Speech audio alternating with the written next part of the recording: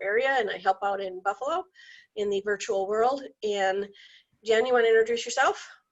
Sure. I'm Jen Berger, title Director of Career Development, which covers a whole lot of things from training to recruiting to onboarding and licensing and all that fun stuff. I am in Eastern New York, but due to COVID, we're sort of all over the map corporately. So it's good to see everybody. It's always nice to put faces with names. So let's get rocking and rolling on one of my very favorite topics. Yeah, I love negotiation. Again, if any of you have cameras that you can turn on, we love to see your faces. Don't be afraid to ask questions. Just keep your mics off while unless you're talking. So, art of negotiation. The art of negotiation. Who thinks I love this term. When people are writing their bios, they like to say, I'm a great negotiator. So somebody turn on your mic and tell me, what's a great negotiator? What do you think that means? Listener, compromiser. Excellent, Kathleen. That's not usually what people say first. People like to say they're tough. Susan Hughes. I was just going to say it's where you can come to a fair meeting of the minds. Some people would disagree. They think they have to get the best price. I think you want everyone to leave the table happy. Yeah. Yes. A win-win-win. Yes. Win-win-win. Perfect. A lot of people think you got to be tough, and you got to be a tough negotiator. And so we're going to talk about what makes a good negotiator, and what's the difference between a tough negotiator and maybe a not so tough negotiator, and why one might work better for you. So positive attitude. First thing you want to start with any negotiation is you want to go in with a positive attitude. So in a negotiation, what's a positive attitude?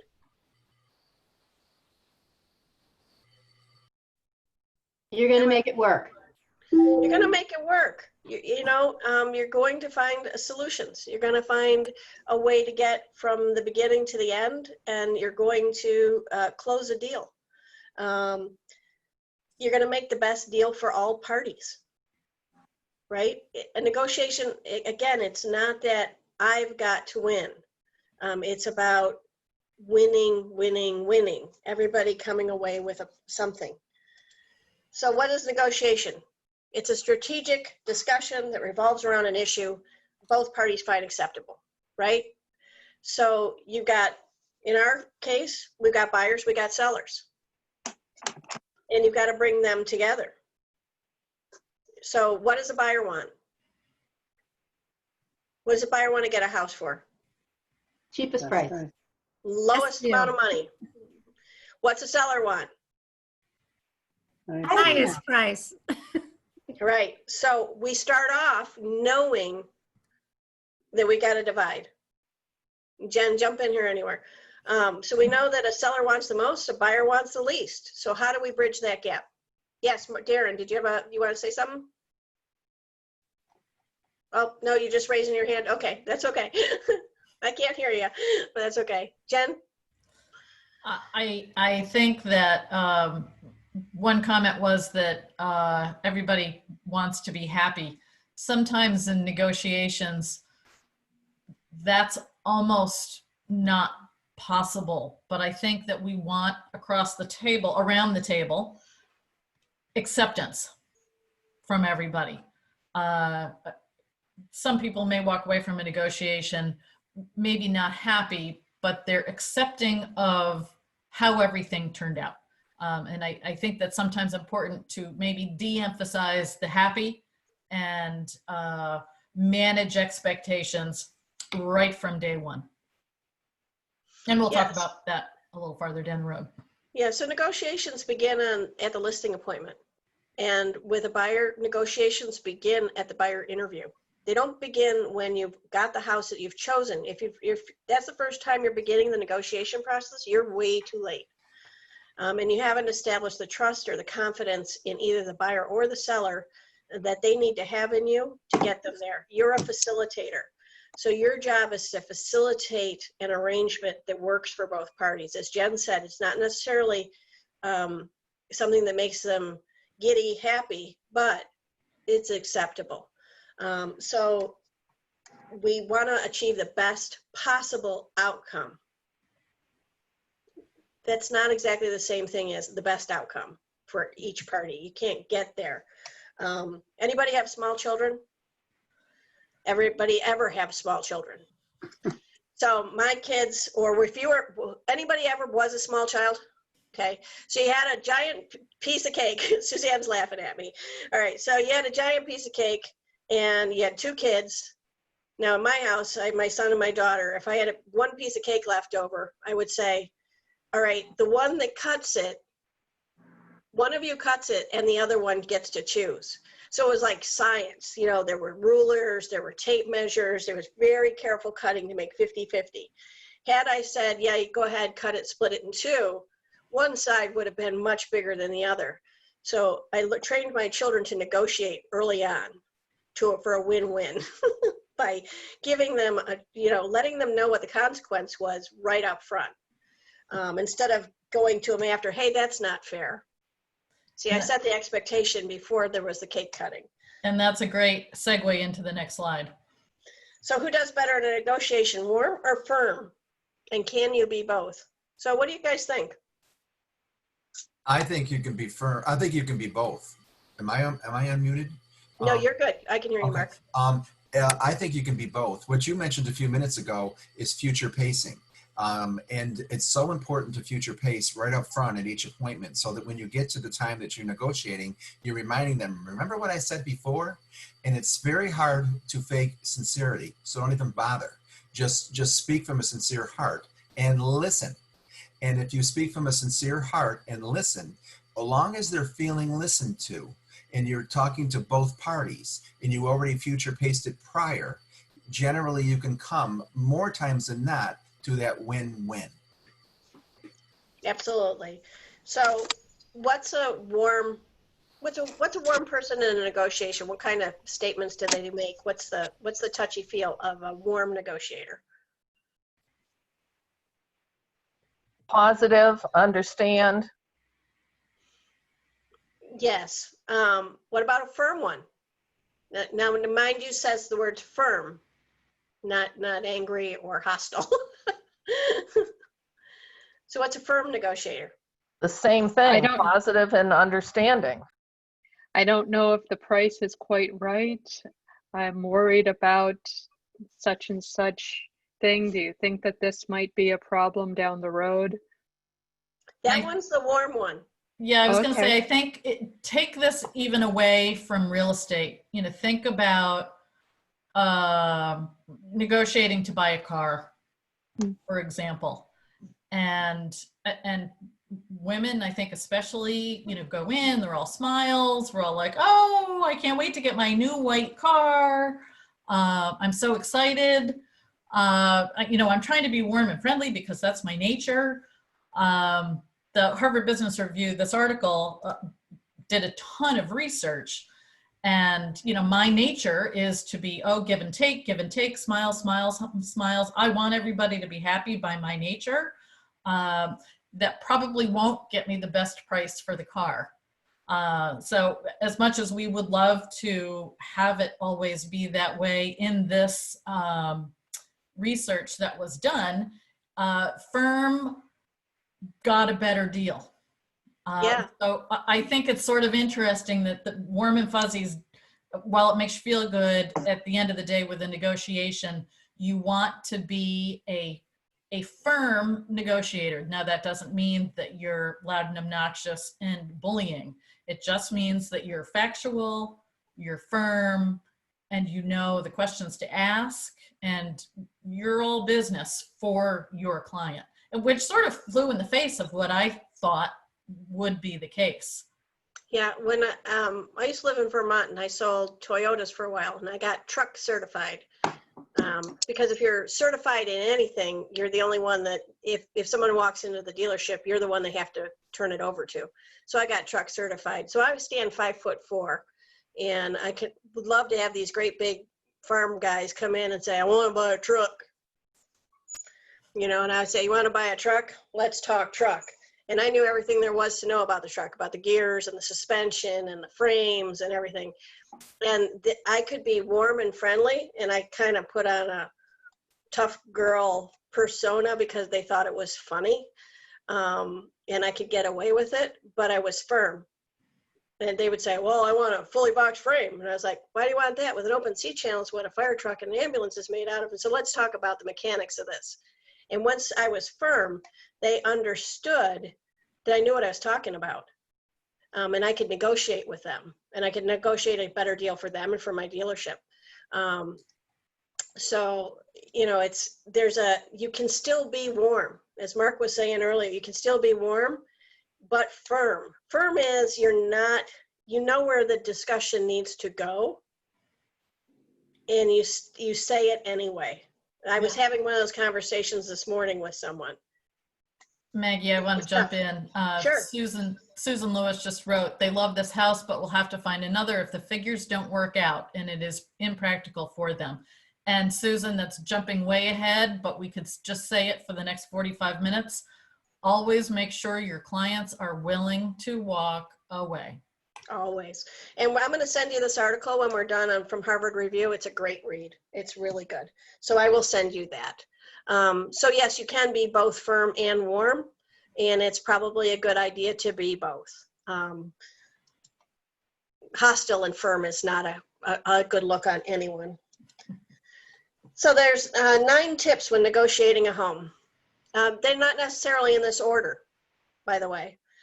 Gather information, be clear and direct, know when to walk away, research, keep emotions out of it, stay positive, what's your plan B, know the closing costs and what repairs are needed. So starting with gathering information, what's the first steps of what information are you gathering? Understanding why they're moving. Yes, whether they're buying or selling. Susan?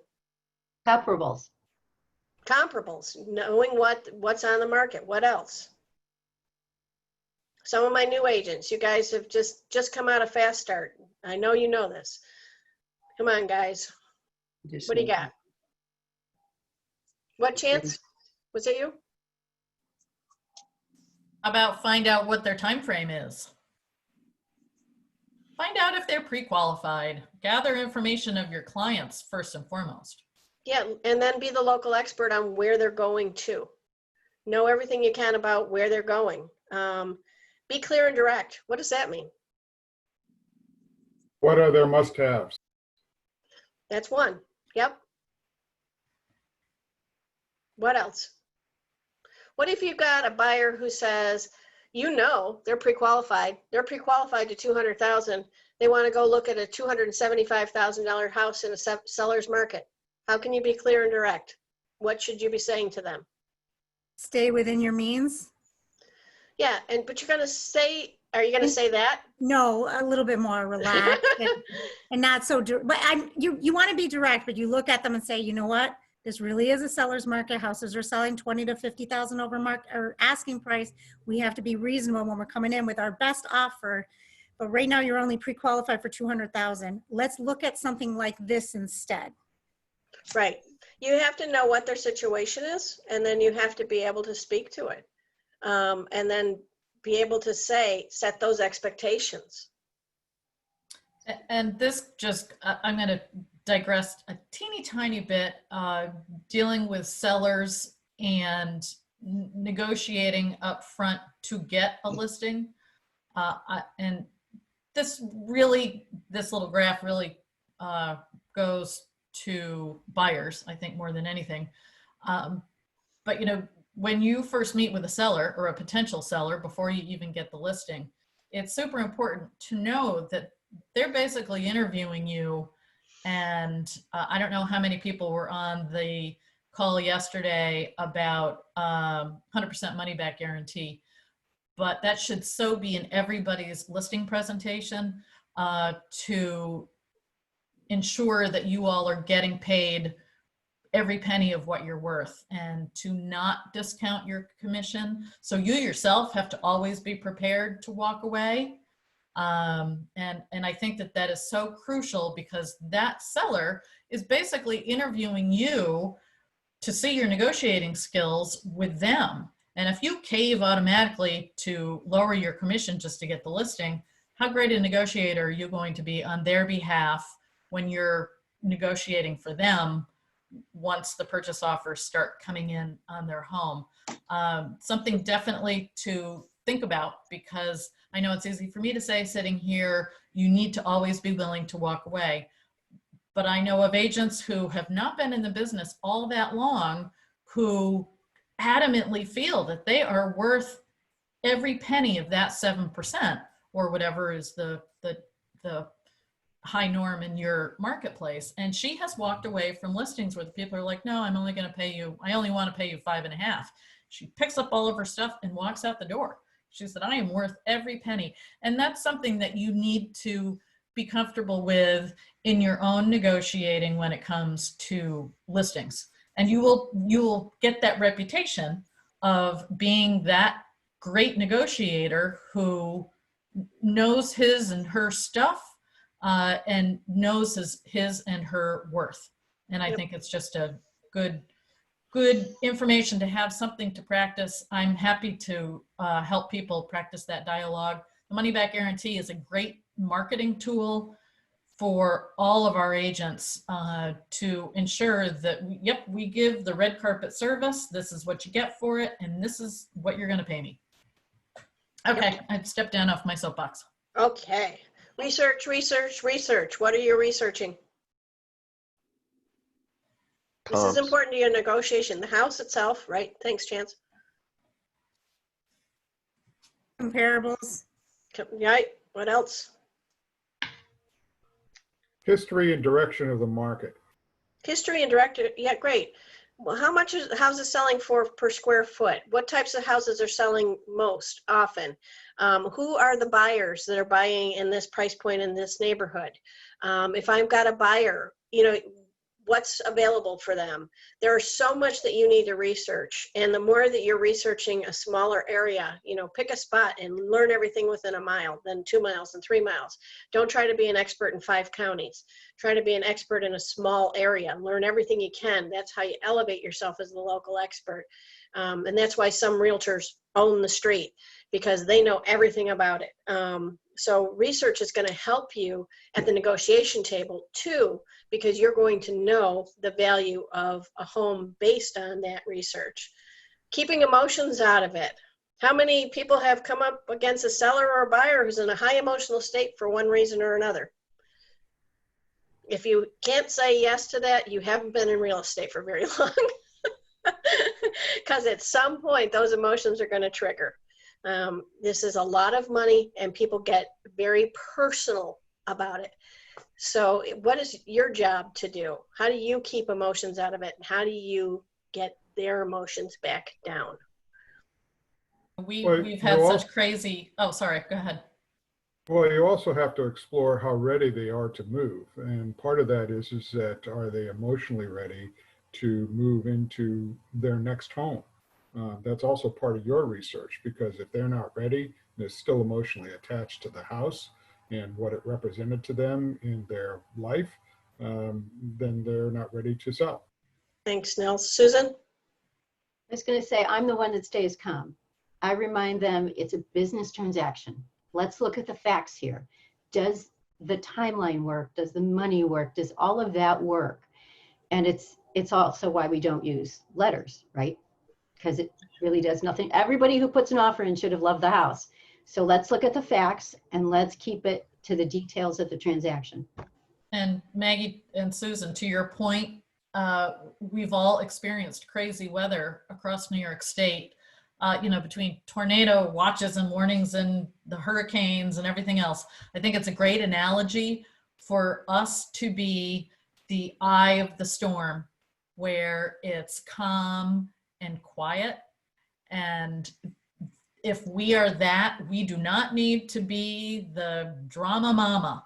That is not our job in any way, shape, or form. If any one of us has bought or sold a house recently, even we who are ingrained in the industry, it's crazy nerve-wracking and it's scary, and we know how it's supposed to go. So truly our jobs, whether you're a listing agent or the buyer's agent, is to be the calm in the storm. I think that is a really important point, Susan. Yeah, and so when you have clients who may be yelling at you, screaming at you, or another realtor who's being inappropriately loud and aggressive with you, my experience is that you shut your lips, you plant your feet on the ground, you adopt a posture of neutrality. You know, I put my arms behind my back and spread my feet and stand up straight, and I just let whatever is coming come and blow past me, you know, and you've got that, you know, your hair is being blown back from the yelling, and you disengage from it. And I don't take it personally, because you can't. It's not personal. It's not about you. Most of the time it's about something else, some other factor that's influencing them in their lives. And so you've got to remove yourself from that, and you let them spill, let them, you know, and then when they stop talking, then that's when you say, I know you're upset. I understand. Here's where we need, these are the important things. And you go back to what Susan said, to those facts and the data. And if they can't get calm, sometimes the best thing is then to walk away in that moment and say, you know what? I can see that you're pretty emotional right now. Let's regroup in an hour, 2 hours, tomorrow morning. Let's let time do a little healing. So keeping emotion out of it, very important, and not easily done. It's something it's hard to do when somebody's really upset. You want to kind of retaliate. You just can't allow yourself to do it. And that leads perfectly to the next statement. You got to stay positive. So how do you stay positive when things aren't going so well? You found out the septic system and the well are 50 feet apart. You find out the foundation's crumbling. You got a Pacific stab lock panel box. You've got somebody doesn't actually have the closing money. There's a lien against the house you didn't know about. What do? Keep your eye on the prize. Okay, what's the prize? Getting the deal done in the end. Getting to closing. That's the goal, right? That's the goal. And And it's so like, Maggie, can I just interject? I think Of course. I think it's important to consistently remind buyers and sellers both why they're going through all of this pain and anguish and agony. And yes, to us as business people, the eye of the prize on the prize is the closing. For them, it may be, like Darren commented, it may be getting their kids in a different school district. It may be, you know, right-sizing their house so that a mom can come live with them. You know, everybody has their reason when we did the information gather of why they're going through all of this effort. And to continuously remind people, because stuff is going to come up in every single deal. There's always something. But if you stay positive, keep your emotions out of it, know what their why is, you can remind them of that over and over and over again. Say, you know what, this is just a stumbling block on our way to get to X. And Yep. that's something that's really, you really need to make sure that your client keeps that top of their mind, because it's hard. Yeah. Susan, do you have a comment? I think, Maggie, you touched on this a little earlier. We're the resolution people. We're going to get to the bottom of what it takes to resolve that issue, whether we're going to call the attorney. We have a team, right? So we have to call septic people, or we have to call the well people. We're going to find the solution. It might not be the easiest solution, but it's our job to figure out what needs to be done. Again, brings us back to that being a facilitator. Negotiator is a facilitator, so that in your negotiating, it's not just the price. You're negotiating many, many steps of the transaction. And Susan said something that's very valuable, attorney. There's a lot of times when it's not our place to make that call. It's the loan officers, it's the attorneys, and we cannot act as either one of those. Susan Lewis says it's easy for your voice to get louder and speak faster when it's in a stressful situation with a client. I know I can do that. Speaking softly and more slowly can be calming, but not in an obviously condescending way. Absolutely right on. Yeah, I have to, I can be loud and fast. And so I have to that's why I put myself in a physical posture that slows me down. So you got to learn a trick that works for you. So what's your plan B? So what if they got all excited about this house? They thought they were going to get this house. It looked like their offer was accepted and they get bumped, or the house catches on fire, or they found something out in the inspection.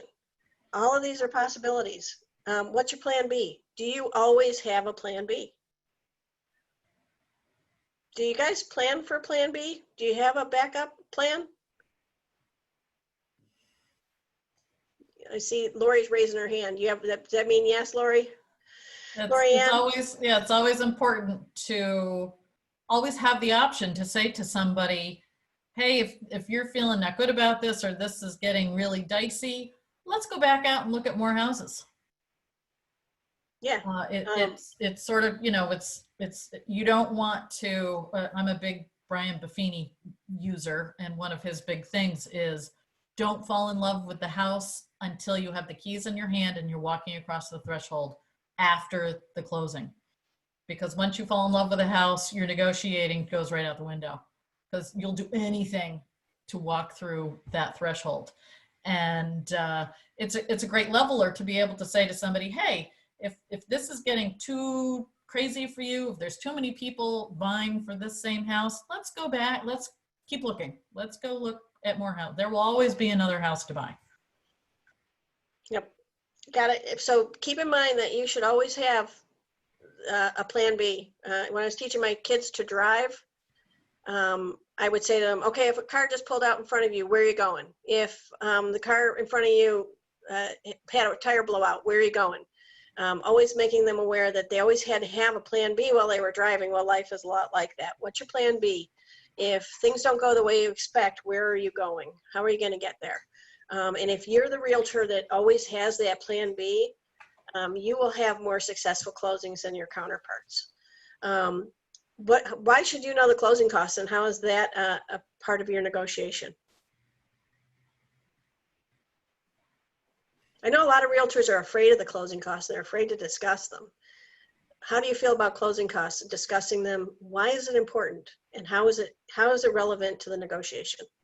You really got to discuss it the entire time. Make sure that anytime there's any changes, that they know, and know that that if this, then it's going to change like that.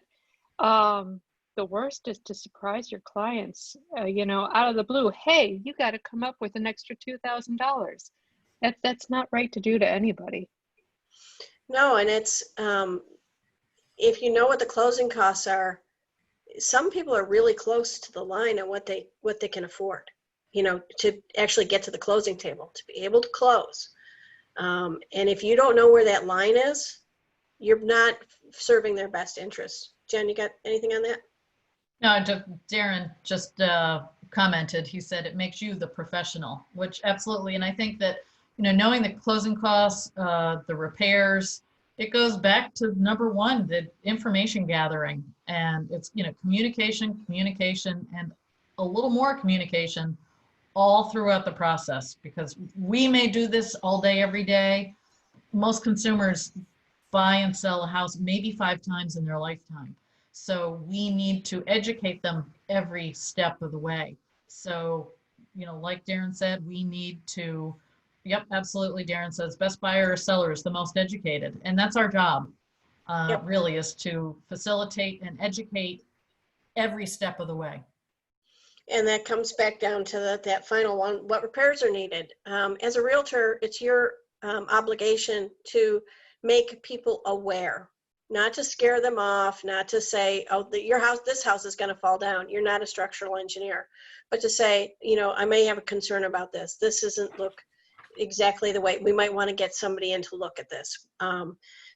You're missing some shingles. I can see some waving on the roof. Maybe nothing, however, might be something we want to have somebody look at. So what repairs are needed, maybe needed in the future? Are they things that have to be taken care of on day one before we close, or are they things that can be taken care of over the next 10 years? And as a realtor, as you're learning, these are things that are great conversations to have with seasoned agents who've done a lot of real estate. They have learned what things become important. So if you're a newer realtor, be talking to the wise agents in your offices. They have so much information, and it's so valuable to you. So what's the process of negotiation? Jen, you want to talk about it? Well, I was going to say this slide sort of covers what we just talked about. I know we've got a ton of slides and not a ton of time. There's only again, 9. you know, it's the preparation is always key, and discussion is keeping those lines of communication open. The clarification of goals, trying to find a win-win outcome for everybody to make everybody feel like they've gotten an acceptable deal. You know, coming to agreement and then having a course of action. And again, I think it's all about communication with your client. And you know, the expression, don't let the tail wag the dog, because if there is a void of a leader, someone will step into the leadership role where they have no business being. So even for new agents, if you're new in the business, you still know more than your client does. I guarantee it. I don't care how many HGTV shows they have watched. You know more than they do. So you need to be the expert. It's always okay to say, not 100% sure about that. Let me get some clarification. But you need to be the leader of this process. Some of the things that I found are, one, good listening practices, to hear them. And then the other thing is to inform them that they're part of this in the form of a team, and that if anything changes for them, they need to let you know as soon as possible. Yep, absolutely. And Tony just commented, she said, if I anticipate a negotiation on my buyer's offer and they are near or at pre-qual limit, I'll ask if the buyer has any interest in items to include in the purchase, such as lawnmower, patio furniture, something like that, to sweeten the offer.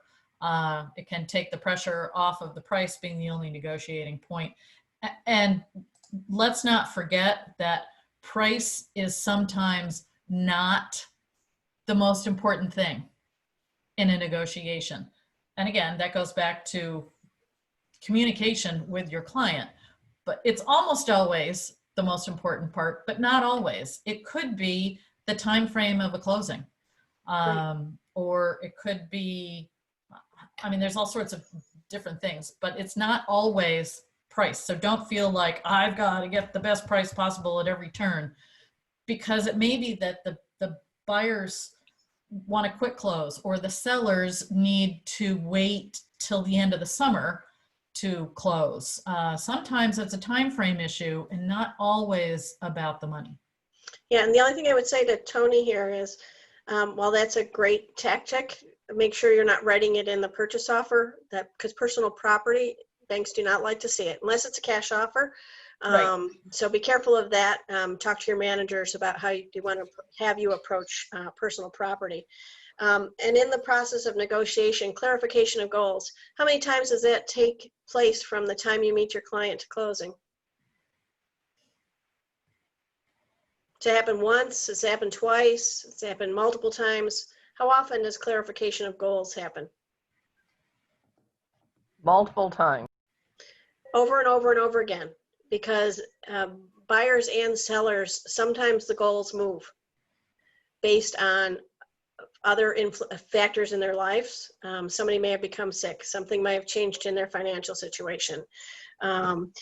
Maybe after they've looked at houses and they were telling you they needed a 3-bedroom house, they now know they really want a 4-bedroom house. Maybe they found out they only want a 2-bedroom house. But as people are looking at houses, buyers in particular, those goals can change dramatically from the beginning to the end. With sellers, their goals may be, well, I got to get $300,000 for this house. As time passes, $250,000 might be starting to look really good. So maybe their goal has changed. So you need to keep checking in, make sure the goals are keep aligning, because those shift. So don't feel like they're in stone. Very little is in stone in real estate, and goals are definitely not in stone. So be careful of that. And while Preparation you're is going, key. while you're going through the slides, Maggie, Darren does have a good point. Tell buyers not to be married to the purchase price, but you're married to the monthly payment. So during negotiations, it's great to have a mortgage calculator and know how to use it, because so many times people get caught up in the $5,000 that they're apart when you do the math and find out, okay, your head's blowing off because of an additional $12 a month. Yeah, so anybody know what the number is per thousand, basically, right now on a 30-year mortgage? It's about $4.70. It was around $5 for a long time. Right now, with a really low interest rate, it's about $4.70 per month. So if you're talking about someone who has a mortgage, and you can say to the seller, it's $10,000 cash in their pocket to go forward on their next move. To you, it's $50 a month. Are you going to be in the house for 30 years? Because you're not even going to realize all of that. It's $50 a month to you. It's $10,000 in their pocket. People understand that kind of math. They understand that kind of reality. So make sure you know how to use the math to your advantage. Maggie, I think that's a great point, and I think it's something that really we should keep at top of mind and use more often than we realize. Maggie, I think you mentioned earlier you sold Toyotas. I'm sure you found that oftentimes it wasn't about the price of the vehicle, it was about the monthly payment. And people don't think that as much when it comes to real estate, buying houses. That is so critical, especially with these low interest rates. So that's a key item that can really help and bring the emotion back out of it as well, because they get so caught up in, oh, we're $5,000 apart or $10,000 apart, which sounds like so much money. 5,000, 10,000, and then when you equate it to the actual dollar amount each month, it puts it in perspective and calms them down. Great points, Jen. Great points, Maggie. You two are awesome. We like you too. I love you, Mark. So preparation is a key when we're talking about this particular negotiation. Who could you be talking to get an accurate monthly figure? Who on your team should you be talking to? First priority? Yeah. Any loan officer, but first priority is first because they're our bank, right? Yeah, talk to your loan officers. Have a relationship. Know that you can call them up and say, hey, I got a buyer looking at a house and we're looking at these price. What are the prices per month I'm looking at for them? Give me some good information. Give them the taxes. Give them the prices you're looking at. Let them tell you. They're the experts. You do not have to be the expert. You need to be the resource, not the source. Get it from the banker. Let them have that conversation. But you be the person who's facilitating those conversations. That makes you the expert. That makes you the professional. That elevates you in so many ways. Jenny, you have any other prep you want to talk about? What steps we're needing to take? Nope, I think we can dive in. Okay. So discussion, questioning, listening, clarifying. Discussion, whether it's a buyer, whether it's the seller, whether it's the other realtor. This is so important. Questioning, listening, clarifying. Does everybody understand this process really? Can I suggest that everybody, when they meet with a client, to bring a pad of paper and a pen and write things down, write questions out, even if you're an experienced agent. Certainly as a new agent, you should be having pre-written questions and write their answers down. It will, to them psychologically, they see that you are taking the time to note everything that they're saying.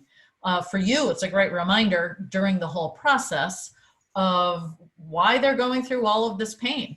And it's a great reminder and a great a piece to refer to throughout the whole transaction. Yeah, Jen and I just did a class on checklists. And in that process of finding a bazillion checklists, which we found,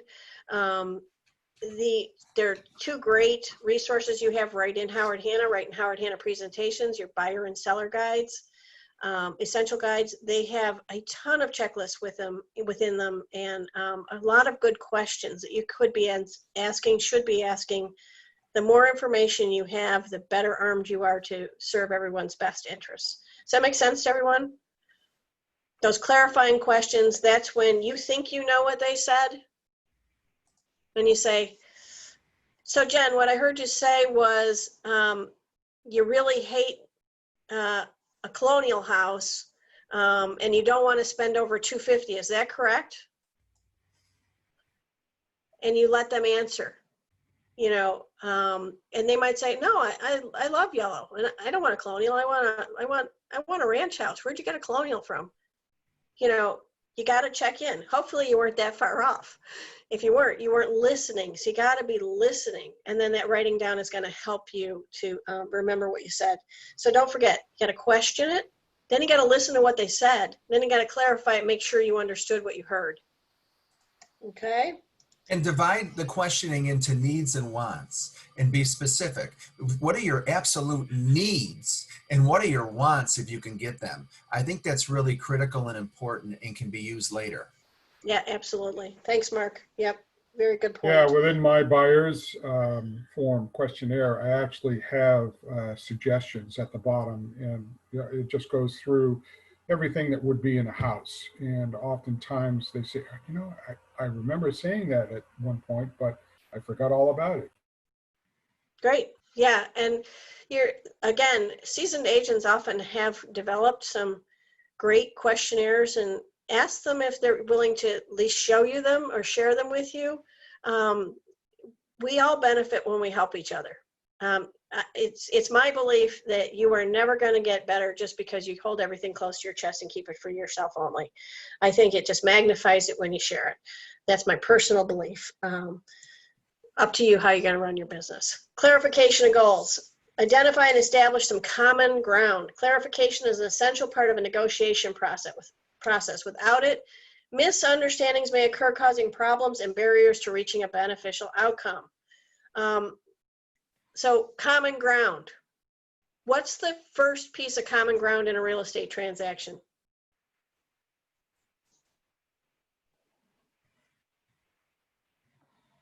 Somebody wants Everybody to buy wants it to sell. and somebody wants to sell it. That's the first piece of common ground. So, and when I'm dealing with buyers and sellers, I usually, if I have somebody's made an offer, I don't care if it's a chicken and a goat, I say, you've got a buyer who wants to buy your house. We've got the buyer, we've got the house, and here's your buyer. Now we just got to bring those two things together. I think it's also important to, yep, you got to start there. So here, say if you have a purchase offer that's being negotiated, accentuate the positives, accentuate all of that, because you could be this far apart on the money.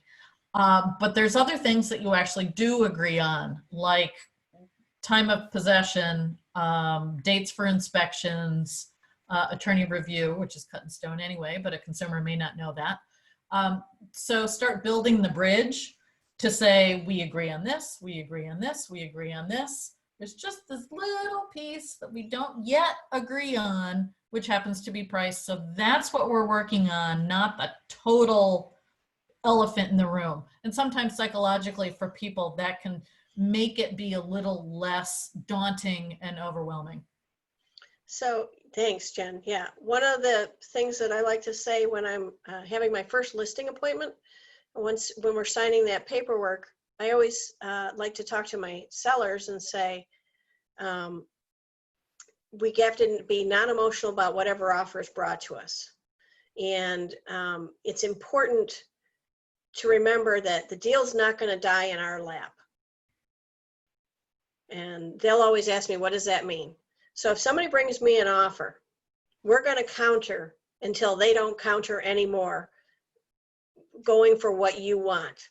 If they offer 25 cents on your $500,000 house, we're going to say, we accept your offer, accept the price to be $499,000 until we get a meeting of the minds. Have we all encountered the realtor who's offended by our offer and doesn't want to deal with us? If you've been that realtor, you've made a mistake, in my opinion. You keep working it until they walk away. Yeah, it's not actually your transaction. Right. It's the buyers and the sellers. And sometimes we, as the realtors, get so emotionally attached to the transaction that you can't believe, and you take a personal affront to this, lowball offer. How dare they? It's called a business transaction. And again, we need to keep the drama out. So remember back in the 9 tips, keep your emotions out of it. And this is a big point, because we get involved with our clients and we get involved, and you've got to step back. You got to take a big step back. And if you don't, then the misunderstandings occur. Anybody been in a transaction where people weren't communicating well? Yeah. So some realtors like to do everything by text. Some realtors like to do everything by email. I personally don't think there's any way for any of that to be better than an in-person or at least on the phone conversation, because less is misunderstood.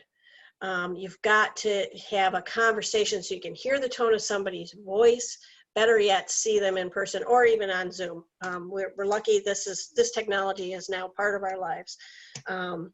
So make sure that you don't assume there's a misunderstanding. Make sure you clarify. So it goes back again, asking questions, listening for the answers, and then clarifying what you've heard, taking the emotions out of it so that you're not going astray. This is all part of the negotiation. Win-win outcome is achieved when both sides feel they've gained something positive through the process of negotiation. Both sides feel the point of view has been taken into consideration. Again, it may not be the ultimate best solution for one or both parties, but that it's something they can accept and agree on. Jen? Yeah, I'll use a quote, and I'll type this into the chat box so everybody has it if anybody wants to do any further reading. Tim Burrell wrote a great book, Create a Great Deal, and it's the art of real estate negotiation. And he has this great quote. It's a great negotiator is a great listener. So often people just want to be heard, and you can glean so much information by just keeping your mouth shut and keeping your ears open. And it's the greatest negotiation skill too that an agent can have. Like Darren says, he who speaks first loses. And that is pretty much true in every negotiation. Another Tim Burrell quote, let silence do the heavy lifting. And for we type A personalities out there, that can be a real challenge, but it is something that we all need to learn to get really good at, because you could be dealing with a confrontational agent and buyer seller on the other side. And let me tell you, the power of silence is super powerful. It is. And Susan Lewis says, I found it, I need to be persuasive to keep a buyer or seller involved when they're upset about the offer, counter, and they want to dig their heels in. Yeah.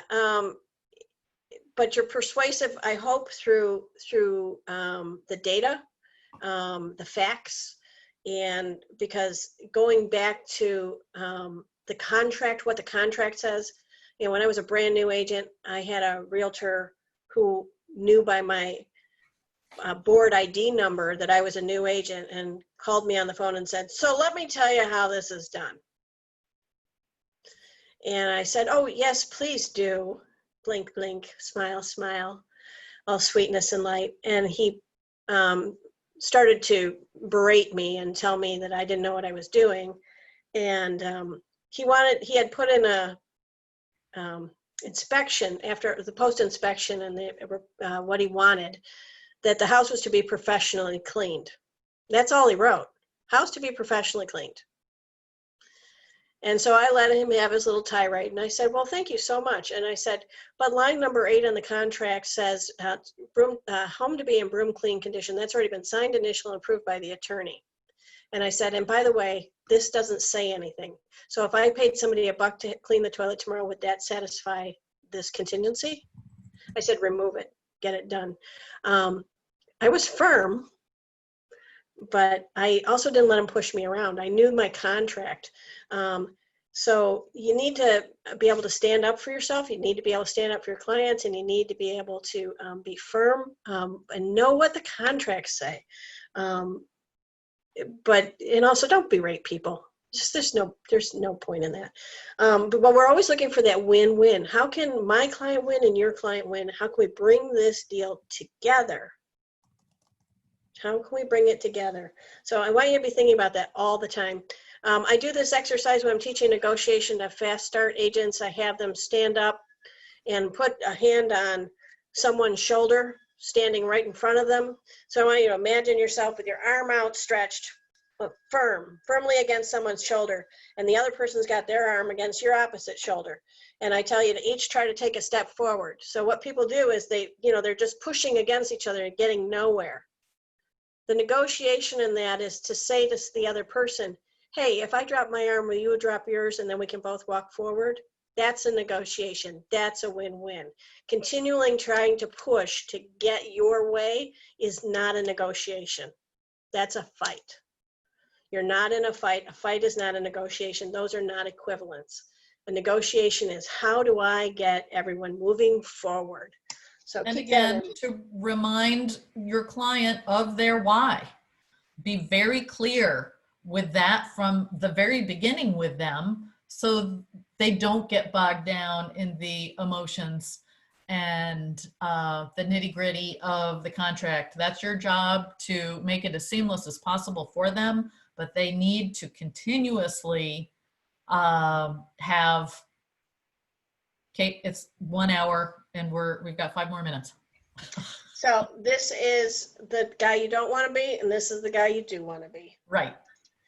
Agreement. Keep an open mind in order to achieve an acceptable solution. Words Jen said right out of her mouth. Agreements need to be clear so both sides know what's been decided.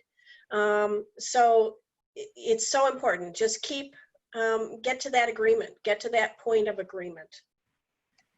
Jen, got anything else there? No. Okay. And then what are the next steps? You need to know, what are the next steps? We have a great buyer-seller responsibility right in Howard Hanna documents. Look it up. It's great. It's green on one side, red on the other. What are the steps of the process? And do you know how to get there and achieve them all? And again, this is something that you should be discussing day one with your clients, so they know how it goes.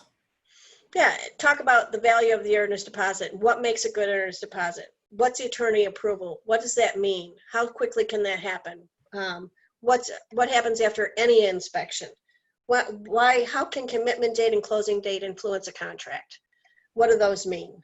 Know your difference between hard dates and soft dates. It's your job to understand that. Last is be the realtor everybody wants to work with. You want to have a reputation across companies in your region to be the realtor everybody wants to work with. You're a great person. You protect your buyer's interest, you protect the seller's interest, you negotiate properly, you're even-tempered, you do what's right. Yeah, I think it's first and foremost, you want to be respected by your peers, and then you want to be liked, in that order. As new agents, experienced agents, everyone has a reputation. New agents, your reputation will be solidified very quickly. Have it be a good one. They don't have to love you. They don't even have to like you at first, but you need the respect of your peers. And you get that by being a good negotiator. That's all I got to say about that. All right, so thanks everybody. We're gonna jump off because Kate's apparently gonna jump on this Zoom channel. I will send you the Howard Hanna review and I will send you the PowerPoint. And we look forward to seeing you again soon. Bye, Great. guys. Thanks, everybody. Thank you, Maggie, and I'll give you a call soon. All right, Amy. Bye-bye. Bye-bye. Take care.